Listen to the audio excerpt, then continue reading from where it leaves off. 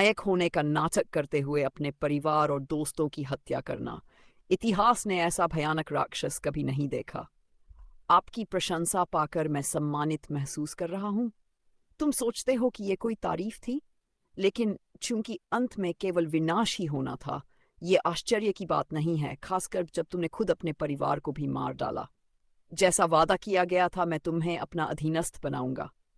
मेरे पास इस रास्ते को चुनने के अलावा कोई विकल्प नहीं था। मेरी सेना ने अब तक बचे हुए लोगों का ध्यान रख लिया होगा। अब दुनिया के नष्ट होने में केवल समय की बात है ना? वे लोग जिन्हें मैं प्यार करता था, वे भी। कालानुक्रमिक क्रम में मैंने अपने ही 2 हाथों से उन सभी को मार डाला। क्या आपको महल में हर किसी को मारने के बाद अच्छा महसूस हो रहा है? राक्षस राजा की सेना के वे सैनिक, चाहे हम कितने भी हराएं, इसका कोई अंत नहीं है। यदि इसका अर्थ दुनिया के अंत को रोकना है तो अपने जीवन की आहुति देना एक छोटी सी कीमत होगी। लेकिन मैं एक मूर्ख था कि मैंने आपके जैसे किसी व्यक्ति पर थोड़ी सी भी आस्था रखी। ये दुर्भाग्यपूर्ण है कि मेरी शक्ति की कमी ने मुझे आपको मेरे साथ नीचे ले जाने से रोक दिया। लेकिन मैं आपको पीड़ा और अपराध बोध से तड़पते हुए देखूंगा जब तक कि ये मरता हुआ दुनिया खत्म नहीं हो जाती। ब्लैक मेज काइट, यह सबसे अच्छा है कि मैं अपने स्वयं के मार्ग पर ध्यान केंद्रित करूं।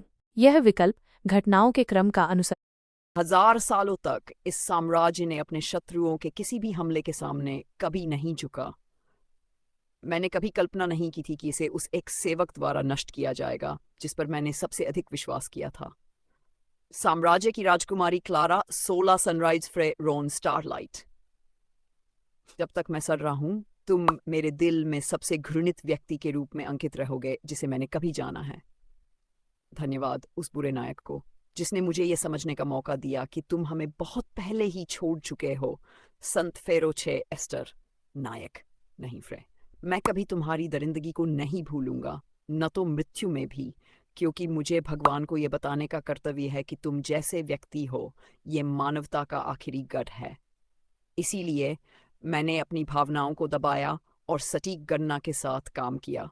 मैंने सब कुछ सवाल किया, दानव प्रभु की सेना की आपूर्ति मार्ग से लेकर उनके आपूर्ति मार्ग, और यहाँ तक कि अपने खुद के निष्कर्षों तक मैंने कुछ भी अनसवाल नहीं छोड़ा। तुम्हें यह पूर्वानुमान नहीं था।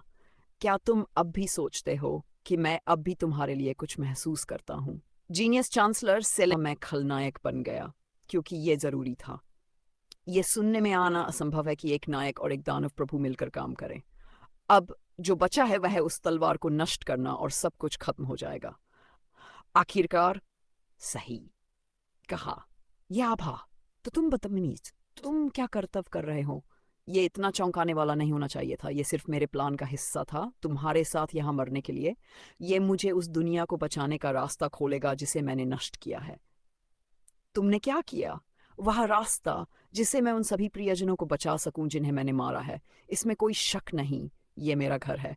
जिस दिन मैंने अकादमी में प्रवेश किया, जैसे मैंने सोचा था, सिस्टम, झूठे खलनायक का रास्ता, ये तुम्हारा भाग्य है, एक ऐसे व्यक्ति का जिसने कभी इस दुनिया को नष्ट किया था।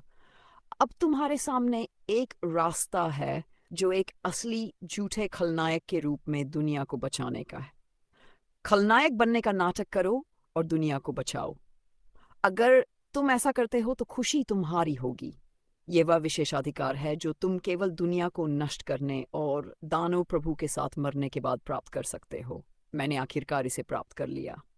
इस गुप्त रास्ते के साथ मैं इस बार आखिरकार सभी को बचा सकूंगा।